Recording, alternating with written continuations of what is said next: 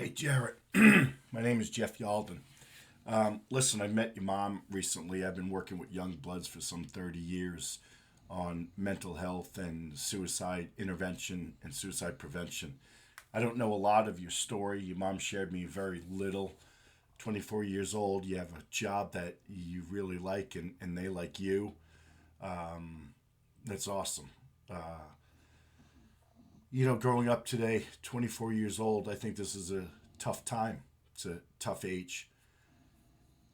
As I share with you some words of hope and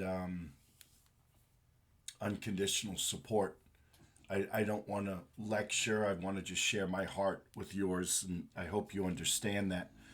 Um, I think being a man today, it's hard to admit that we might be a little bit weak or our emotions, thoughts, and feelings are getting the best of us, and we have to be tough.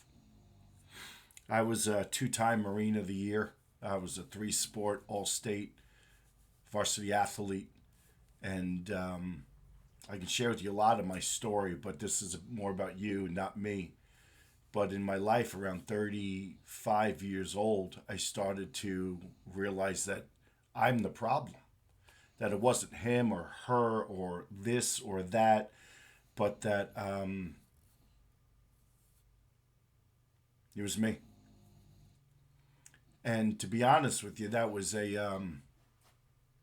kind of a good feeling and kind of a uh, I'm worthless type feeling. But there's a choice you can make when you realize that you're part of the problem in life. You can avoid it, you can stay in denial, you can continue to be the victim. And I'll tell you something, my friend. No matter how hard life gets, don't ever lose hope and choose not to be the victim, but choose to be the victor. Choose not to be bitter. Choose to be better.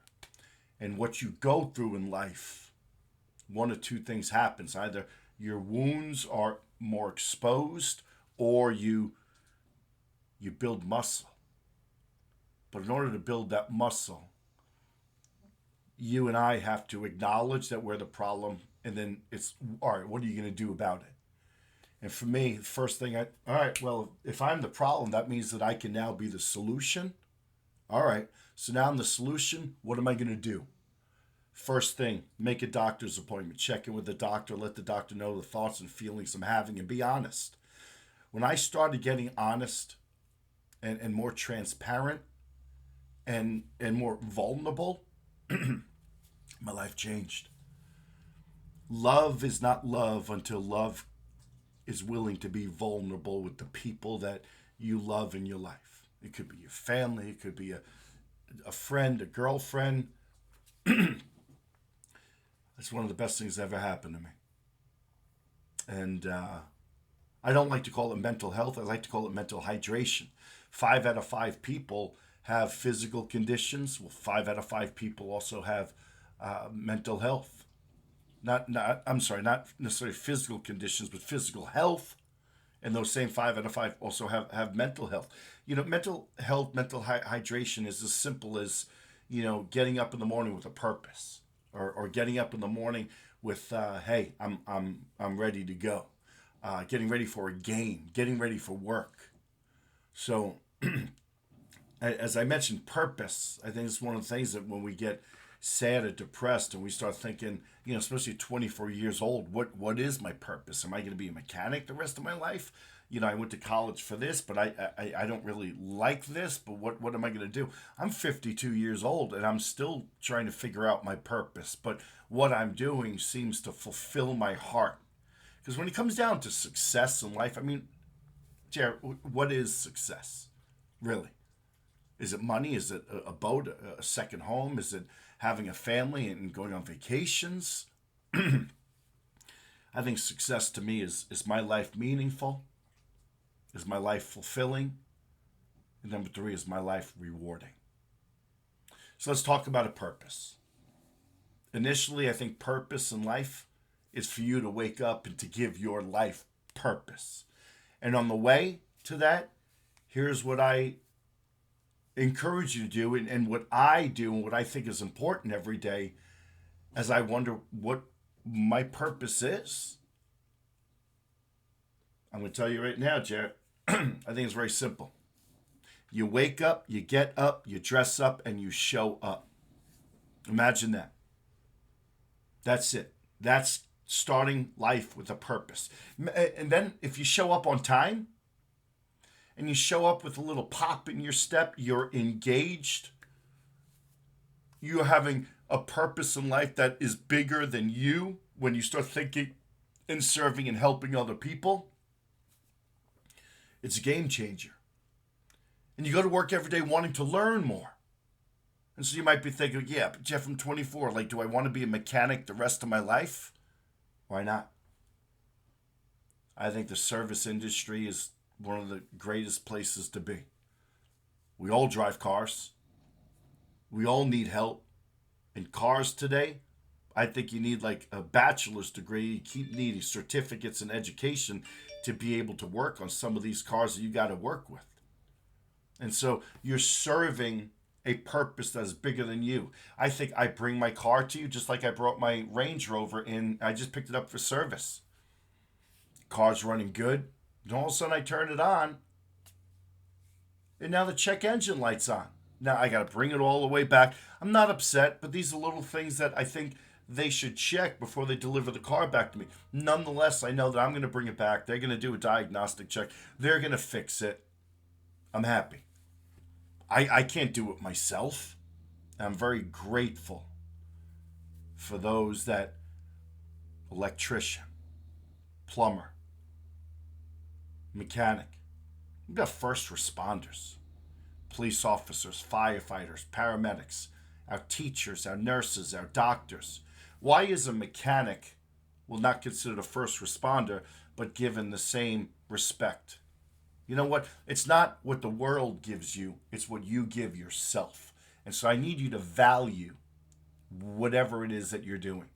And if you love what you're doing, that's even more important. So truly, for you, again, it's just showing up to the day. Work, which I understand you really like, that's it. Just show up every day. Do the best you can. And then I want to ask you, outside of work, what are your hobbies? What do you like doing? And if there's nothing that you want to do,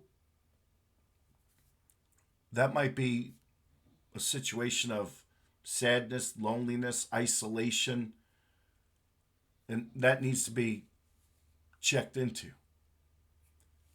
And then I'd ask, what is your self-care? Exercise, walks, nature, vitamin D.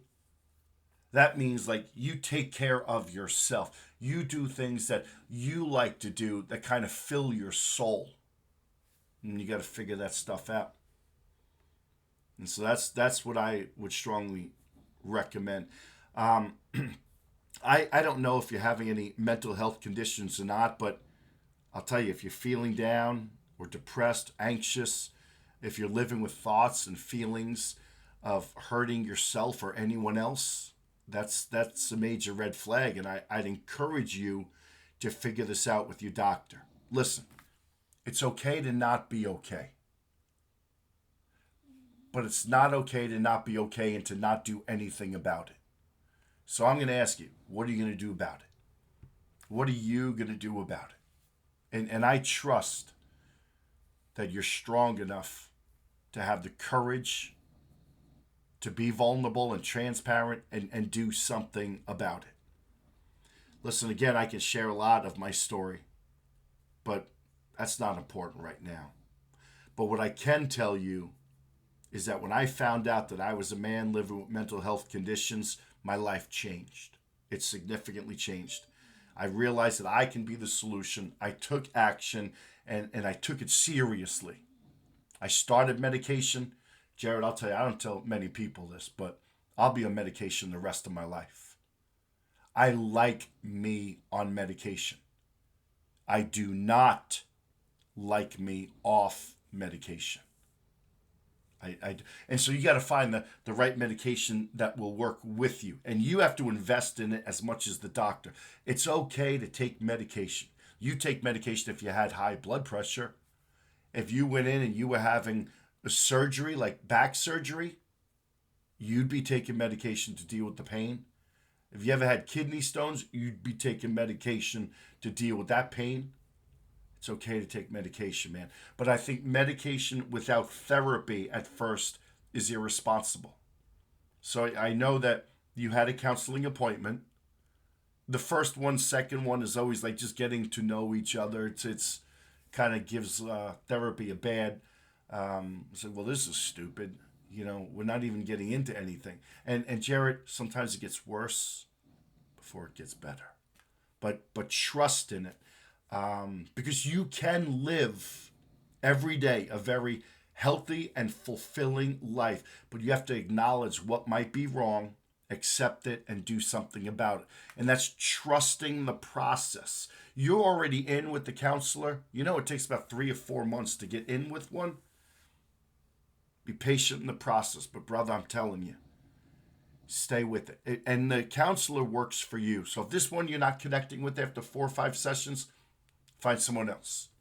I think it's one of the best things you can do. On top of on medication and your self-care, and you're showing up every day. Show up the best version of yourself. Because again, Jarrett, I don't think you can do this on your own.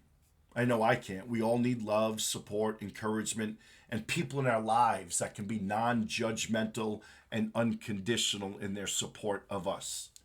Maybe you might have to close your circle a little bit. Those around you that might not be bringing the right energy, or those around you that can't love you the way that you need to be loved. Maybe you need to just close that circle and push people out for the time being. I don't know. Anyone that's bringing you down, you've got to it's not healthy. Maybe also, I don't know if you're spending too much time on your device, your phone, but there's this thing in here, chemical called dopamine. That says, I want more, I want more, I want more. And so we start like comparing our lives to other people. They've got a better job. They drive a nicer whip. Come on, man. You're 24, and at 24, it's kind of like, yo, look at me. In your 30s, you might start thinking about getting married and having a family, and it becomes less about me and more about, my family and my purpose and my legacy. And then 40, you're raising your kids and you're pulling your hair out of your head, man. And then in your 50s, and kids are older, maybe in college or have graduated, and man, you start to really appreciate things. I mean, you appreciate things in your 20s and 30s, but this is just the way life seems to happen. In your 60s, you become like a grandparent, and you're just all excited to spoil the kid and ruin your kids' lives. And no, I'm just kidding, man. But listen, I'm asking you to find out your why in life. What is your why in this journey? And that means, why am I feeling the way that I'm feeling? I don't like it. I'm sad. I'm down. I'm anxious. It also means finding out your why in life. So it's like your why in how am I feeling this way and why? And your why in what is my purpose? What is my why to live every day and show up the best version of myself? Because you can do it. But you have to invest in yourself. And I'll tell you, the moment you invest in yourself, it'll be the best education you'll ever receive. I can promise you that. It's taken me a couple of years, but I show up every day. I'm happier than I've ever been. And I'm alone. I'm a single guy. I don't know if you can, well, you can't hear my dog. Finally, she's shut up. But all the barking, and I have an English bulldog. As much as it annoys me, it's my best friend. Sometimes you got to close your circle and just hang out with your dog. I don't know if you have a dog, but the most unconditional love you'll ever receive. Jarrett, suicide is the most preventable form of death. Suicide is a permanent action to a temporary situation. And I can promise you that what you're going through right now, it's temporary, but you got to invest in yourself. I've not met anybody that wants to die. What I have met is people want the pain in their life to end. And so I ask you, what is that pain in your life. And then once you start to figure that out, it's like, all right, what am I going to do? And I'm telling you, first thing, make a doctor's appointment and continue therapy, brother. Continue therapy. Trust in the process, even if you don't understand it yet. You got to find a good therapist that you like and you can open up to, and you got to be honest with them. You got to be truly honest. Sometimes it gets worse, like I said before, it gets better. But the more you invest, the more you start figuring things out, and the more this heart like kind of opens up. Please continue. Man, I'll tell you, if I'm here for you if you want to chat. You want to go out for a cup of coffee or Coke or, I don't know, maybe a drink. Go out for a drink or something. Like I said, I've been working with young people for a long time. You're a young man. And it's tough growing up today and trying to figure all this out. I understand. So, Jarrett, let me give you my cell. It's 904-252-6488. I want to leave you with 3 things that I really think are important. Number 1, sleep. I think we need 8 hours of sleep a night, uninterrupted. 2, better nutrition. I don't know where you are with that, but I think we need more protein, less carbs. I try and do keto as much as I can. I get the carbs out because the sugar and depression are like best friends. More water, less soda, fruit drinks. And number 3 is get involved. Not just work, find hobbies, get involved, do things that lift you up. And then 5 keys to wellness I really believe in. Number 1, hope. Hope comes from having a purpose. Don't ever lose hope. And your purpose right now is you're going to wake up, get up, dress up, and show up every day on time with purpose, with a growth mindset, and you're going to be engaged. Number 2, personal responsibility. Take responsibility for how you're feeling, why you're feeling, what you got to do. Not just be where you should be, doing what you should do at the time you should be doing it. And remember, it takes 2 seconds to make a bad choice. It could take some 30 years to recover from that. Or death. I believe in you, Jarrett. I believe in you. Number 3, education. Always be learning. Always grow the mind. But now you're a young man, you're an adult in the world, and, grow in the areas that you want to grow in. You're a mechanic. You probably have very little interest in blood transfusions. So who cares about blood transfusions? I'm a mechanic. Talk to me about new tools. Talk to me about, doing a better job of diagnosing cars or something. That I'm interested in. Blood transfusion? An enema? No. Why? I want you to believe in yourself now, man. That's what I want. So my question to you is, what do we have to do? And so number 4 is self-advocacy. I can't help you if I don't know that you need help. Your mom can't help and support you if she doesn't know where she can help and support you. It's okay to talk to someone. I do. So advocate for yourself. And number 5, support. Who's your support? Your mom? Girlfriend? Friends? Co-workers? Find those people. I call it like the roller coaster. I don't like roller coasters. I'm going up the roller coaster. I'm like, oh, shoot, oh, shoot, oh, shoot, oh, shoot. I don't like this. You come down, like, that person next to me, I'm holding on to. That's your support. Who are those people that if you're on a roller coaster, you're holding on for dear life? Those are the people you need in your life. Jarrett, I hope my words were somewhat encouraging and hopeful and supportive. I live here in Jacksonville, and if you ever want to reach out, well, Let's reach out. We can meet at a Starbucks or something. You take care, my friend. Have a great weekend.